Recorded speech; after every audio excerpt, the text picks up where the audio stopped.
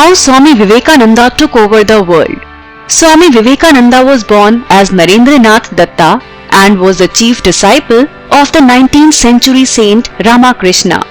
He was a key figure in the introduction of the Indian philosophies of Vedanta and Yoga to the Western world and is credited with raising interfaith awareness, bringing Hinduism to the status of a major world religion during the late 19th century. He is perhaps best known for his inspiring speech which began Sisters and Brothers of America, in which he introduced Hinduism at the Parliament of the World's Religions in Chicago in 1893. Parliament of the World's Religions. Indians are known to recognize a man's genius only after the Western world acknowledges it. Swami Vivekananda is a classic example of this, and so is Rabindranath Tagore. So when Swami Vivekananda won the Western world with his genius with the famous talk, Indian also started recognizing him. It is about this talk that we will talk. School time. In 1871, Narendra enrolled at Ishwar Chandra Vidyasagar's Metropolitan Institution, where he studied until his family moved to Raipur in 1877. In 1879, after his family's return to Calcutta, he received first division marks in the Presidency College entrance examination.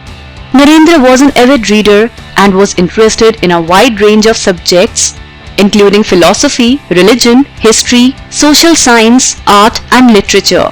He was also interested in Hindu scriptures, including the Vedas, the Upanishads, the Bhagavad Gita, the Ramayana, the Mahabharata, and the Puranas.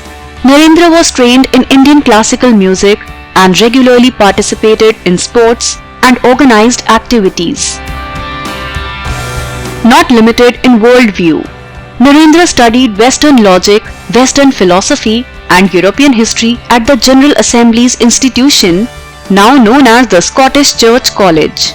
In 1881, he passed the Fine Arts examination and completed a Bachelor of Arts degree in 1884.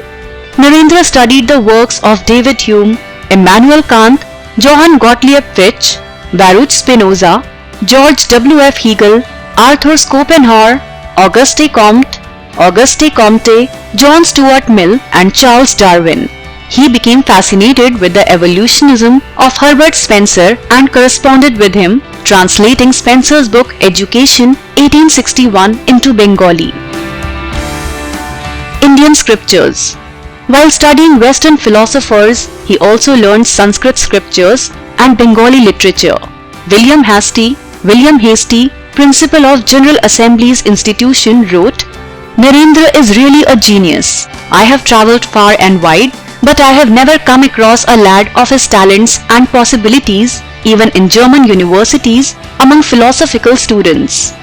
Some accounts have called Narendra a Struti Dhara, a person with a prodigious memory. Journey to the West. Vivekananda started his journey to the West on 31st May 1893 and visited several cities in Japan, including Nagasaki, Kobe, Yokohama, Osaka, Kyoto, and Tokyo, China and Canada, en route to the United States, reaching Chicago on 30th July 1893. Handsome orator. Vivekananda's speeches at the Parliament had the common theme of universality, emphasizing religious tolerance. He soon became known as a handsome Oriental and made a huge impression as an orator.